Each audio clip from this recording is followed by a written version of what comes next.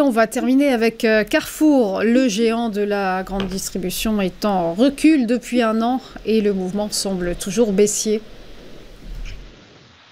Ben oui, on a même là, alors depuis un an, oui. Alors là, j'ai un graphique qui est sur 7-8 mois, hein, donc qui est pas trop éloigné du délai que vous indiquez. Et on a effectivement un mouvement qui est très clairement une tendance baissière, avec une oblique de résistance que l'on a essayé de franchir à la fin du mois d'avril et eh bien on ne passe pas.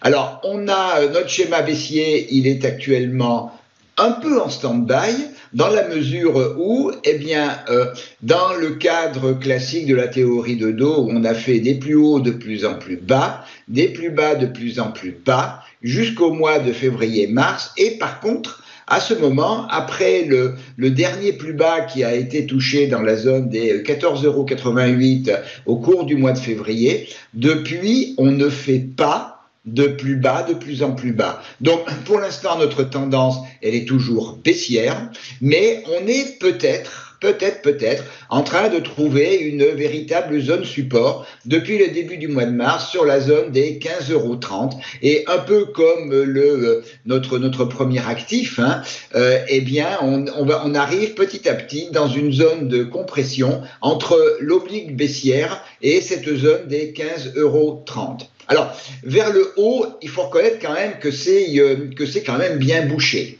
On a un gap baissier qui a été ouvert à la fin du mois d'avril, que l'on a comblé en mèche, mais que l'on n'a jamais comblé en clôture quotidienne. Ce gap est entre 15,93 et 16 €.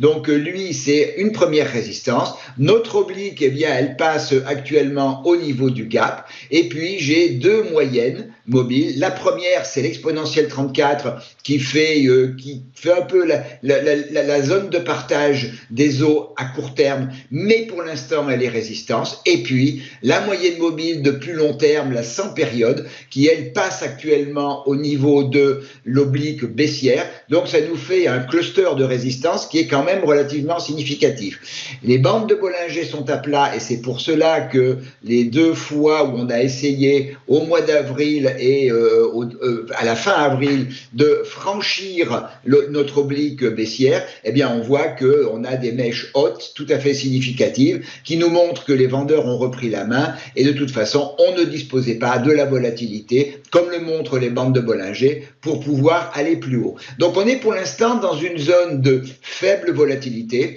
avec des bandes de Bollinger qui sont à plat, avec une oblique baissière qui vient maintenant au contact de notre gap et de ce cluster de résistance. Donc le schéma, il est quand même pour l'instant pas très favorable à un franchissement de la zone des 16,10, 16,40, et c'est cette zone qu'il faudrait franchir pour pouvoir mettre à mal ce schéma baissier et avoir le franchissement de l'oblique baissière et aller en direction des 16,90, 17 €.